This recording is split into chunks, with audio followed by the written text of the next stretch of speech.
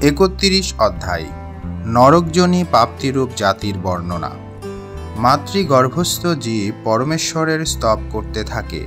সে বহির্গত হতে চায় না, কারণ বাইরে মাতৃজঠরের চেয়েও অন্ধকূপ রয়েছে। তখন প্রসবের মূল কারণ ভূত বায়ু তাকে অধোমুখে প্রসবের জন্য প্রেরণ করে। অতি কষ্টে নির্গত হয়। এই সময় তার নিঃশ্বাস প্রশ্বাস রুদ্ধ থাকে। ভূমিতে পড়ে রক্তাক্ত দেহে কৃমির মতো অঙ্গ সঞ্চালন করতে থাকে। জীব 5 বছর কাল পর্যন্ত শৈশব দুঃখ ভোগ করে। তারপর হয় অধ্যায় গতি দুঃখ।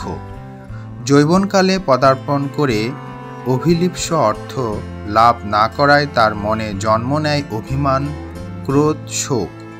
কর্মে আবদ্ধ হয়ে সে সংসারী হয়। সৎপথে থেকেও যদি কোনো অসৎ পুরুষের সৎসঙ্গ করে তাহলে আবার নরকে প্রবেশ করতে হয়। আবার অসাধু লোকের সঙ্গ অপেক্ষা যোশীসঙ্গ এবং যোশীসঙ্গীর সঙ্গ অতীব অনিষ্টকর।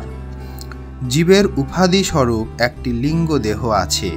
সেই দেহের সাথে জীব একলোক হতে অন্য লোকে গমন করে এবং ফলভোগ করে নিরন্তর কর্মসমূহ। তারপর হয় অভিমান।